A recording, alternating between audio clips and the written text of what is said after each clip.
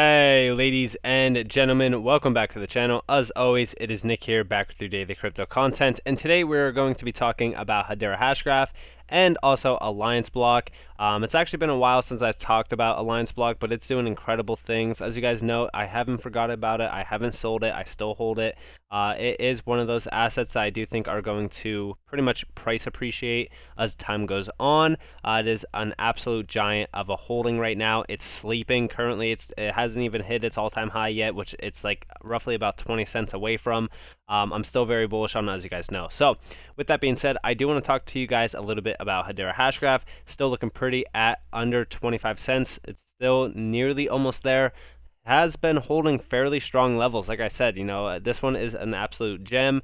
I'm still very, strong on Hbar. I'm not selling any at any point, close yet. I mean, it has to get to at least like, $3 for me to consider selling Hbar. I'm still very bullish on it, as you guys know, still holding to my price targets, but we have a lot of news to talk about regards to it. Now, I am going to be talking about Alliance Block as well. Like I said, it's sitting at 60 cents. I told you guys this under 20 cents. This was an absolute monster to hold, and I do hope a lot of you guys have bought that dip when I told you guys about it. This is going back to like June now, but still, I've talked about it multiple times. I believe in a triple digit to quad digit Alliance Block at some point in time. I do think that we could see $100 to $1,000 on Alliance Block at some point in time in 5 years or so. By 2025, Alliance Block is going to be an absolute different gem. A lot of people are going to be buying this at astronomical levels compared to what we recently have. So even when we look at the holders tab, we are significantly undervalued at about 13,478 holders. We are very early. Like I said, guys, I've been telling you guys this for a very long time. We are currently, I think, the current all-time high is about 96.96, so roughly about 30 cents away overall. So, we are going to be breaking that all-time high very soon, in my opinion, as we do continue to ramp up overall partnerships, and we're going to be discussing that later on in this video. So with that being said, let's really kind of talk about some news regarding Hbar. As you guys know, haven't been making too much noise in the market, in terms of news for Hbar. That's why I haven't been making a lot of content on it, besides just kind of, checking out the chart, talking about the price appreciation, stuff like that. So first tweet is coming from Barbarian. This is actually coming from zerohedge.com. We just see here, the world is quickly moving to money based on information rather than on the credibility of a particular government. The best way to win a race with totalitarian rivals is not to copy them, but to out-innovate them.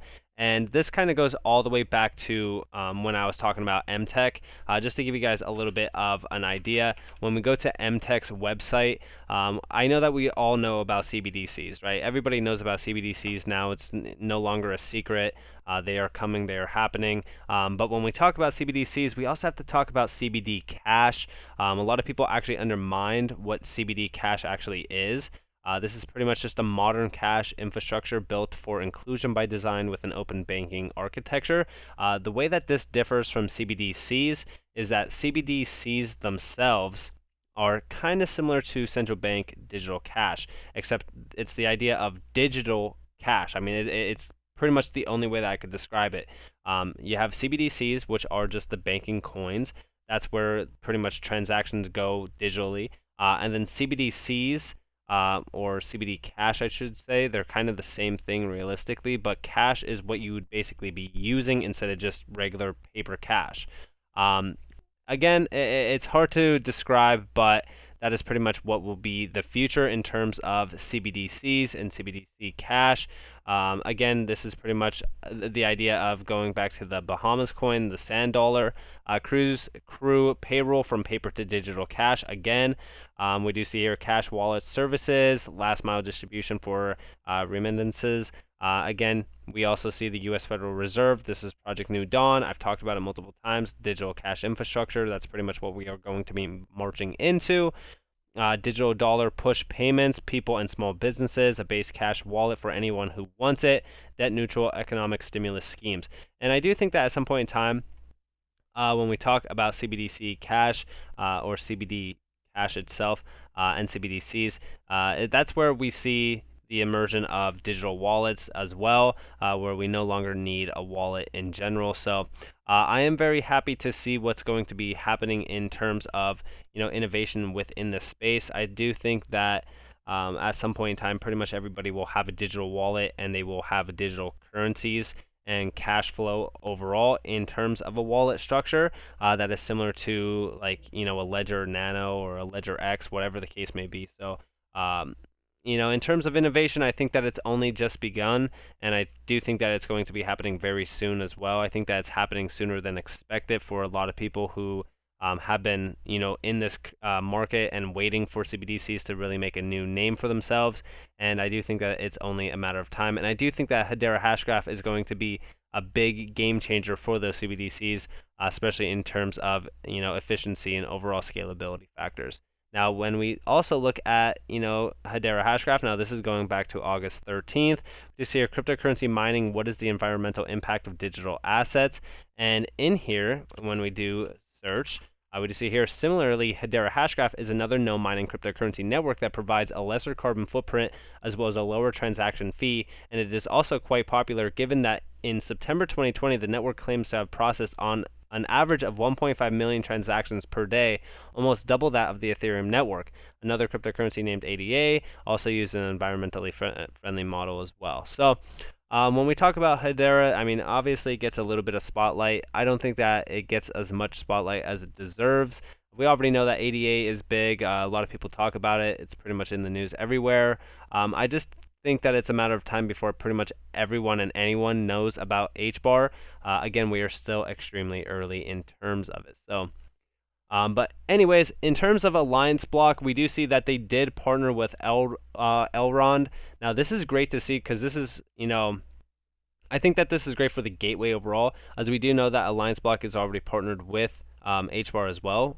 So I figured why not make a video on both of them because they are both incredible assets to hold. But we do see here institutional capital to access Elrond assets facilitated by the compliant gateway built by Alliance Block. Furthermore, the Alliance decentralized exchange will be deployed on Elrond, expanding access to fast liquidity and DeFi products.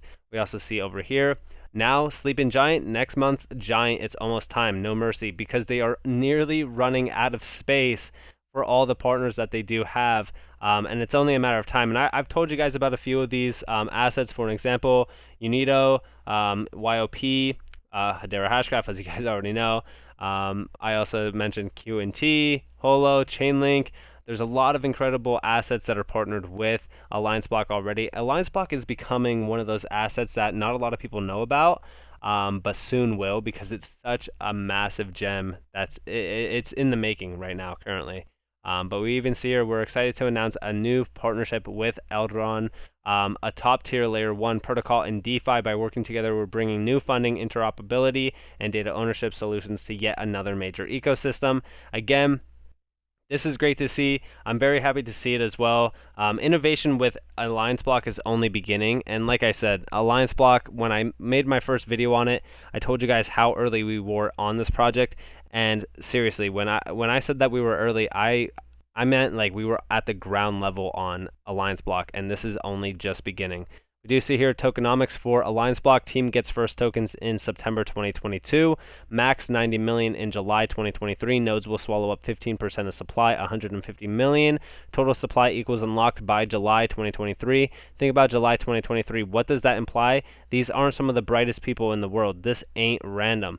And this is crazy, right? It's because when we talk about this, by 2023, we will be at a massive price appreciation for Alliance Block. We even see here between September 2022 and July 2023, those that are still holding will be laughing their way to paradise, and they absolutely will. I think that this is only a matter of time. Once the total supply is unlocked, it's game over for Alliance Block, in my opinion. I think that a lot of the value will already be pretty much locked away in value. I have already talked about nodes and staking and stuff with Alliance Block. A lot of what's already out there, like there's only going to be 1 billion in circulating supply, or in total supply, I mean, and a lot of that is going to be locked away in mining, in nodes, and overall just in staking alone. So I think it's only a matter of time before we really see that ramping up as well. Also, one last tweet from Moberg. Shout out to him as well. We do see here, is $50 ALBT possible? They ask, what about the supply? Not all of the supply will ever be in circulation, but besides that, Link has a similar max token supply, so yes, $50 is possible. Will take a bit of time, but probably not as long as Link, and I absolutely don't think that it's going to take that long to get to $50 plus. I don't even think it's going to get that, or be that long until we see $100. Like by 2025, in 4 years, right? We will look back at these prices for Alliance block. Again, same with even Hbar, and we will be laughing at these prices that we could have, scooped up these assets at, because we are extremely early in terms of innovation for these two assets. And not only that, but the adoption that's going to be happening, the amount of tokens that are going to be locked away in staking as well, because you got to remember, Hbar will also have staking. It's going to be an absolute, both of these assets are absolute giants in the making. Like, at some point in time, the crypto is going to change forever. And a lot of these assets that we see right now are no longer going to be in existence. But I will tell you right now, Alliance Block and also Hbar are going to be around for a very, very long time. They're both absolute massive assets to hold long term. I think that they are some of the safest assets to hold long term as well. And I'm just excited for the future of crypto, guys. So with that being said, I hope that you all enjoyed this video. If you guys did, definitely leave a like, subscribe, turn notifications on. If you guys do want more free content, you guys are more than welcome to follow me on Twitter and join the free Discord down in the description below. I hope that you all have a beautiful day or a beautiful night wherever you guys are in this beautiful world. This has been Nick. Peace out, guys.